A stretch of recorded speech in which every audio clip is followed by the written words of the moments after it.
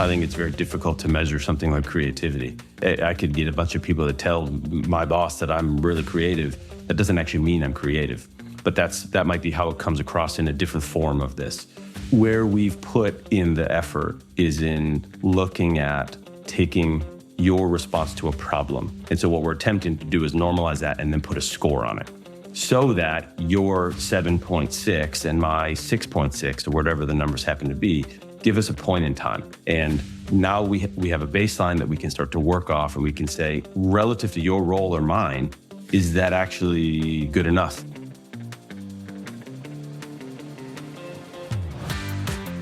Hey everyone, welcome back to another episode of WorkTech Weekly. I'm Steve Smith, Managing Director at RepCap. In today's episode, we're digging into a question a lot of teams are quietly struggling with right now. As AI tools get faster and more capable, we need to ask ourselves what actually matters more at work and what matters less. My guest today is Dustin Clenard, CEO of Ignis AI. Dustin works at the intersection of talent, skills, and AI, helping organizations think more clearly about the human capabilities that actually drive outcomes. In this conversation, we talk about why hard skills alone no longer tell the full story, and why judgment and context may be the real differentiators as work continues to change. If you're trying to make sense of how teams should evaluate talent and develop people in a world where AI accelerates everything, this episode is for you. Let's get into it. Dustin, welcome to the podcast. Glad to have you here. Hey, Steve, it's great to see you. Thanks for having me. I'm really looking forward to this conversation today because I think that, what you're doing right now is incredibly relevant for the workforce in the emerging age of AI. And so I think that just to kind of start us off, why don't you tell us a little bit about Ignis AI, what it's all about, and how it's different than maybe other solutions out there? Sure. Ignis is measuring hard to quantify human skills. So we're basically putting a quantifiable measure on things like creativity, collaboration, the skills that you'd look at and say, if somebody demonstrated these skills, they'd be really good with a new AI tool. They'd be really good with a team. But historically, things like collaboration have been part of a characteristic or trait-based measurement. This person tends to be collaborative, and so if we put these two styles together, they work great together. This is getting to the specific, how do you put a measurement on collaboration? And so now you can start to look at hiring for certain skills. You can look at talent development, executive development, intern development, whatever it is, with a measurement on a skill and then a plan to improve a skill. So Ignis is basically quantifying and putting measures on a set of skills. We call them power skills. So they're the Ignis AI power skills. That's different than anybody's doing in the market right now. So give me a concrete example. What would this look like inside of a real company with real people who are making real decisions?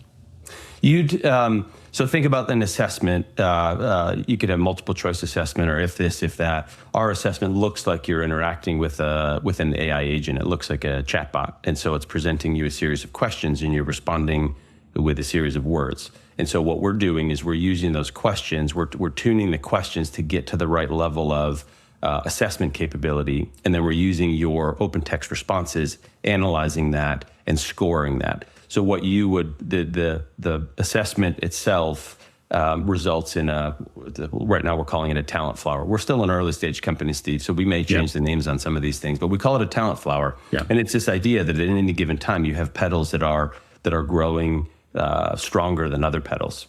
And what you have to decide afterwards is, where do I want to focus? Do I want to focus on my strengths? Do I want this to become the strengths opportunities discussion that still exists? But the idea is that your flower looks different. If you were to take this thing again a couple months from now, 6 months from now, your petals, like some got stronger and some got weaker, just like skills. Skills strengthen, skills atrophy. A little bit unlike characteristics. A characteristic-based test you wouldn't expect to change much over time, but in skills you would. And so take that baseline assessment, and now you know, hey, where should I spend the next couple of months trying to develop? I thought I was creative. People tell me I'm creative, but I didn't score that well on creativity. What can I do? And so now you spend a few months, work on it, you try things that work, like real skills application, or skills development, and then maybe you test again for that part. And so it becomes part of an ongoing developmental cycle with coaching and feedback. Well, what I think is interesting about the way that you're looking at it is that, it seems like for the last 15 or 20 years, there's been this kind of constant drumbeat of, really hard technical skills, STEM skills being most important. But what seems to be emerging over the past couple of years is that skills that you typically would associate with like the humanities or liberal arts, the ability to pull together disparate pieces of abstract information and synthesize them into kind of cogent ideas and thinking, have sort of newfound value in the age of AI, and especially in either creating prompts or solving problems within vibe coding and things like that. And it seems like there's when you're getting to things like you're talking about, like creativity and collaboration, those are always important in the workplace. But it seems like there's a newfound value in these skills. Would you agree with that? Completely. I think the ability to test for certain hard skills. Do I know Ruby on Rails? You can do a kind of a proficiency test against Ruby on Rails. And that is definitely a part of a lot of technical jobs, as an example. The other part, if I'm presented with a problem and I need to figure out how to attack that problem, which I'm going to then use Ruby on Rails to solve, how creative am I thinking about either practical problem solving, out of the box problem solving, things that other people haven't thought of. There's a bunch of different ways you can look at creativity, and we look at it in several different capacities. But that's the part that's really, there's no measurement for that. You'd say, Steve's really creative and he knows Ruby on Rails, therefore fine. But when you look at the success for folks at work, either in hiring or in existing jobs, a lot of the success is there's a baseline for technical skills, but it's how you apply those. It's how I interact with you. I mean, it's all the soft stuff that we know we often take for granted.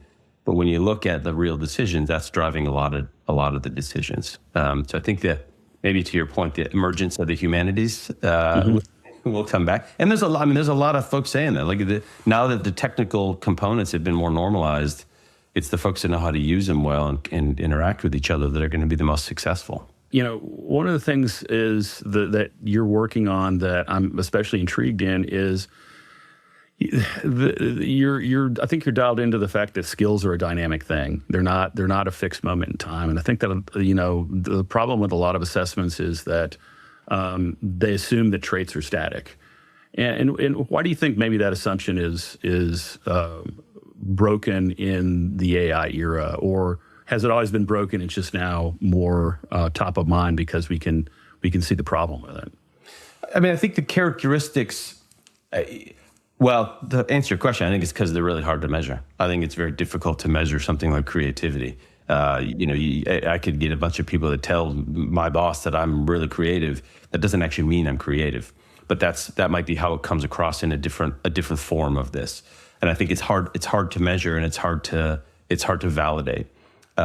Where we've put in the effort is in looking at taking your response to a problem. So think about it in the role that you have, Steve, the creativity means something different than in the role that I have. And so what we're attempting to do is normalize that and then put a score on it. So that your 7.6 and my 6.6, or whatever the numbers happen to be, give us a point in time. Now, there may not be a huge difference between those two, but there's a difference. And now we have a baseline that we can start to work off, and we can say, relative to your role or mine, is that actually good enough? Like, is that something I should focus on? I was talking to a friend the other day that works at a big defense contractor, and we were talking about creativity. And the comment came up like, oh crap, do we really want people being creative when they're building these defense products? And that's a very fair question. Like, you may have, now granted, there's different ways that they might view creativity, but you may actually want people who are following the rules and not thinking outside the box. The box is already well defined. You want somebody who's executing, who's collaborating within that environment, and creativity, your bar for creativity, your benchmark level might be quite low. So that's going to affect how you evaluate talent, which is happening already during the interview cycle, but it's happening in a qualitative way as opposed to a quantitative way. But you may have different levels where that's like higher is not always going to be better for every organization. It's going to be in that context. Well, I think another thing that your approach sort of presupposes is not only can you measure something like creativity that's hard, that seems hard to measure, and actually I think is hard to measure, but that these are skills that are trainable and improvable instead of just personality traits. Yeah. So we measure one called AI fluency. And so we're not measuring AI technical skills, like how well can you use ChatGPT or Claude. We're looking at things like, are you a passive user? Meaning if you get prompted, you know how to go in and write a decent prompt and get an LLM to produce something for you. Or are you a strategic user who thinks about the brainstorming process or the problem-solving process in an AI-first mechanism? And so there's a different, like it's categorized in this AI fluency bucket right now. But you're kind of getting to who's leveraging the most who's leveraging the tools that they have in the best way, in a strategic way, not so much in a reactive way. And then where do you fall on the distribution of those at any given time? And you might find that like I can use ChatGPT just fine, but it is often reactive. If I'm a 3.3, what I now want to know is, well, what's the difference between that and a 7? And how can I move up, and what impact will that have? And that's the development side of it. But somebody has to first tell me I'm a 3.3 before I even know that I should do something. Well, I assume that you mentioned that you're early stage right now, and obviously it's just like you're still in learning about the challenges that are out there, and obviously you're having a lot of conversations, as you mentioned, with organizations, employers, people who are wrestling with this in the real world. As you're kind of going through your discovery, in regards to kind of, where enterprises are with AI right now, what are some of the things that are jumping out at you? I think the business, this business was founded, like I said, a little over a year ago by two folks that were working at a company called BrainPop. So BrainPop is an educational K through 12 business that developed educational videos and snippets for kids all across the country. A lot of folks who are listening and have kids may have kids that have used BrainPop tools before. And they ended up selling the business to the Lego Foundation, the Lego Foundation is a kind of a division that takes an interest in a lot of childhood development tools. And going through that, the company is about 30 years old. And so they weren't AI native when they started, and they built a lot of the AI components and tools into selling into school districts. And if you think of the dynamic of selling into school districts versus a startup dynamic or a big banking dynamic, trying to understand the level of AI readiness within those businesses evolved a lot over time.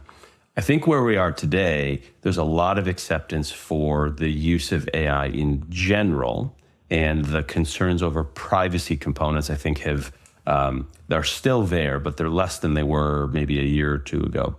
I think what we're getting to is the explainability of an algorithm. So if you're taking a test, you want somebody to say, okay, if I answer these, this is my A on this and B on this and C on this, I now know how the test resulted in something. What we're doing is we're looking at all the words that you use to respond, and we're running that through an algorithm that is then generating the score. And that's where we're getting a lot of our questions, which is what's the repeatability of that scoring mechanism? If I took the test with the same word answers every time, would I get the same score coming out of the back end? And so that's where a lot of our effort and validation goes. That's probably one of the biggest questions that we get from folks. One, can you actually quantify these things? And two, how does the scoring mechanism work? So, it's interesting because when you look at assessments, a big use case, at least on kind of the talent acquisition side, is filtering people out. And on the development side, of course, it should be used to help people grow skills and ultimately kind of grow their careers. What do you think changes when you really start to embrace an assessment as something that is a growth tool and not just like a judgment tool? Yeah, I don't think will be used on the filtering outside. if you have 500 candidates apply to a role, I don't think you apply Ignis to 500 people. I think you wait. You have better filtering. You have better large-scale filtering mechanisms at that point. I think where something like this becomes really useful is when you have 5 finalist candidates and they all look like they have comparable tech skills, or they have 4 out of the 5 skills that you want them to have. But so therefore, they're all 80% of the requirements that are listed in the job description, right? If you look at job descriptions, side note, we looked at this with one of the big universities that does a lot of co-op and recruiting hiring. Only 15% of the job descriptions that they see use the word creativity. That's it. Huh. But if you look at the hiring managers, what do they want? I want somebody who can think outside the box as it comes to these problems. So like, they're not using the words in the job descriptions. I don't know if that's probably not a surprise to a lot of people. Anyway, back to your question. If you get to the point where you have candidates that are going to interview with the CEO, or they're going to interview with the hiring manager, and you're presenting them, that's a place where we can help them understand what are the strengths and where are the skill proficiencies that somebody in the power skills have demonstrated, and I can use them to probe more during an interview, or I can use them to understand how they might fit into the team that we have already. So I think that it kind of looks like development, but in the hiring case, if that makes sense. Well, another thing you mentioned earlier, the kind of the flower part of the assessment, and it's just like, it seems like a lot of assessments where they're about abstract things, but where they add a lot of value potentially in the development process is in the visualization. And I've been very impressed with the visualization that you have, because I think that it is not only something that makes it easy to understand the various points of these dynamics, but I think that it really can accelerate the understanding and comprehension of what you're trying to measure. What have you learned kind of in the visualization process of building your product? People love reports. They want a report and they want a scorecard, and they want to see a number, which is fine for today. I think tomorrow, though, your report might change. Now, there's the practical implication of how can you constantly you're not doing this every single day. But the whole idea with visualizing the flower is we'll give you a snapshot from today. There's seven core power skills that we measure. They have sub skills within them, but let's talk about the 7 power skills. I get 7 petals on my flower. Some are bigger, some are smaller today. There is your report. It comes with action, like what do I do now? What are the things that I can do to start to how do I interpret this, and what can I do to start to change the results on certain parts of the flower? So think about that as your report.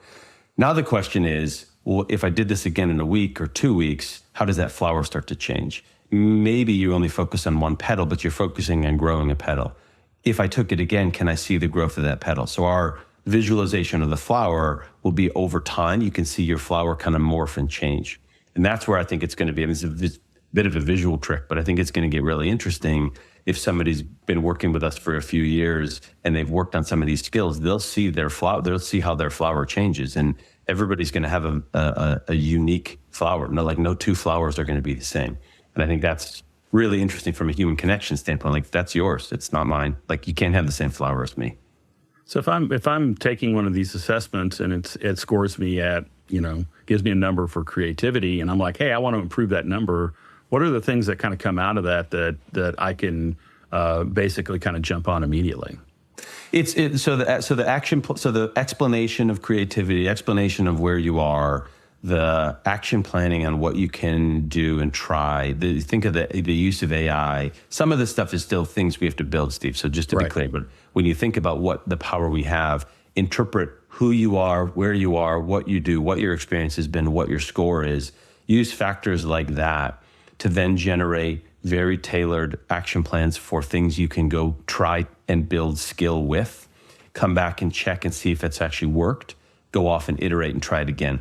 So if you look at action planning and development planning in any traditional kind of development plan, where it often fails is because I build it and then I put it in a drawer, or I file it in a folder, and I don't come back and look at my development plan weekly. Everybody says you should. I'm not sure how many people actually do, but think about the AI prompt, like the gym coach, the AI coach, like, hey, you haven't done anything here. How have you made, this is a response back and forth with an agent that can help keep you on track with developing the skill, the creativity skill that you want to improve. Some of it we still have to build, but if you just think about that concept, like that's where this can start to go and bring a whole different dynamic to the skill development game. Well, I think that, I just sort of wonder if, with the pace of change that we're all having to deal with, day to day in the workforce, on the positive side, I think that the things that you're working on, it's encouraging because I think at its best, the AI has the potential to bring out what's more human in us. Because it's just like, great, so there's things AI can do, but that it needs to, like, say, for instance, in recruiting, it's just like, there's a lot that AI can do to accelerate some of the manual parts of the job to help kind of narrow down to a good list of candidates. But at the end of the day, it's just that human ability to interview and measure as a recruiter, I think actually becomes more valuable if we don't lose sight of that. And same thing with development like you're talking about. I think that's the positive side. I think on the negative side or where we're running a lot of risk is just that idea about you don't have the luxury of saying I don't know, because it seems like all human knowledge is now available at your fingertips instantaneously. And so you should know everything. And sometimes it's just like being able to take a beat and pause and actually think about it is what we need to get to the best answers in a work setting or interpersonal setting or a leadership setting. I mean, how do you look at that? I look at it, I jump into tasks and start actioning, right? That's been historically that's where I go first. And I think that's a mistake now, because the actioning part can be done with AI, with a model. The part that it can't do is think, how would I, say I'm building a board presentation, or I'm building a customer pitch, or whatever it is, a product presentation. What do I want it to say and in what order? That's my judgment call to make. Once I decide that, the building it part can happen really quickly. But the tendency is to go in and start to build it really quickly, and you step back and like, this didn't actually tell the story I want. This didn't make any sense. There's a special skill for people who can do things like that. I think this opens up that potential for a lot more people to say, what story would I like to hear? And then push the build button as opposed to the inverse.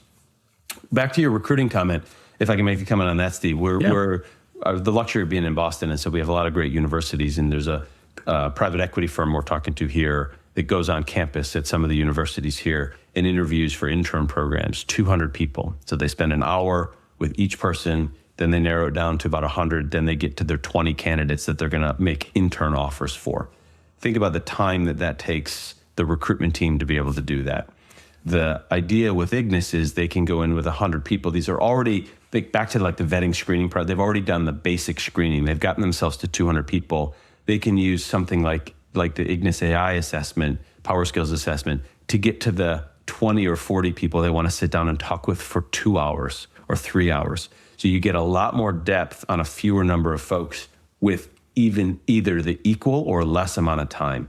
And the reason that example I think is relevant is from a skill standpoint, from a hard skill standpoint, they're all kind of the same. They're all just graduating, right? This happens to be an MBA course, so they have some business experience, but it would apply in that kind of early career, like the skill profile of somebody's not that different. The work experience is pretty much the same.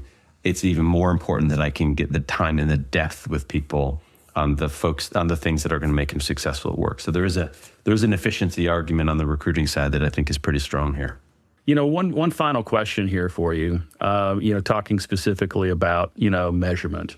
So if you were designing the modern workforce from scratch without resumes, degrees, job ladders, or anything like that, what do you think you'd be measuring first right now? Well, that's a great question. There is a technical skill component that you do need to measure. I don't want to look past that. I think there are a lot of measurement tools out there for technical skills that are doing a really nice job. The part that I'd look to measure that I think is, if you were starting from scratch, is how much can the team that you have, how much can they see a vision that's similar? So how do they gel on where the future may lie for them? How can they communicate with each other so that they can say, hey, this is where our North Star is, or these are where our North Stars might be. And therefore they start to get on this productivity train together of testing and iterating, kind of moving in the same direction or directionally the same way.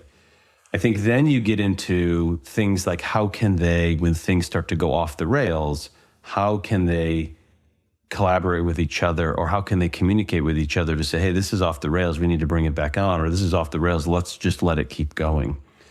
So I think these fundamental kind of collaboration, communication, do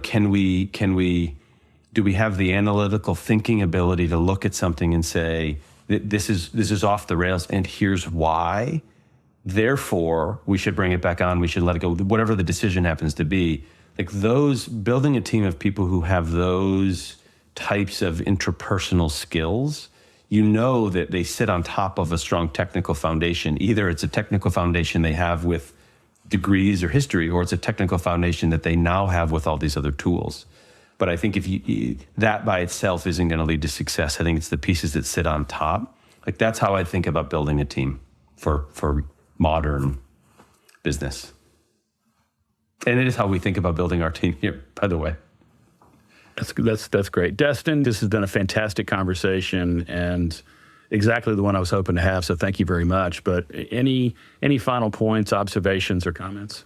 Well, one thing I'd say is if anybody wants to learn more about the assessment side, the quantification and the measurement pieces, we have, I think those are, if anybody wants to learn more about those, there's a whole depth that's probably outside of my ability to explain it really, really well. We have a couple folks with their PhDs in learning science and physics and assessments that we can get into that. Because I think the belief in something like this comes down to, do I believe that this can be measured and measured properly? And do I believe an assessment can be scored and scored well? If you believe in those two fundamental things, then everything else is possible. If you don't believe in those two fundamental things, you got some work to do. But I think that's where I think there's going to be a big trick. So if anybody wants to nerd out and get into that, let me know and we can make sure that discussion happens. But I really appreciate it, Steve. That's awesome. Destin, thanks so much for joining us and look forward to having you come back again sometime soon. Okay, thank you. And that's a wrap on another episode of WorkTech Weekly. Thanks again to Dustin for a really thoughtful conversation. A lot of what we talked about comes back to judgment. As AI takes on more of the execution, the hardest part of the work becomes deciding what matters, how skills get applied in context, and how people work together when the answers aren't obvious.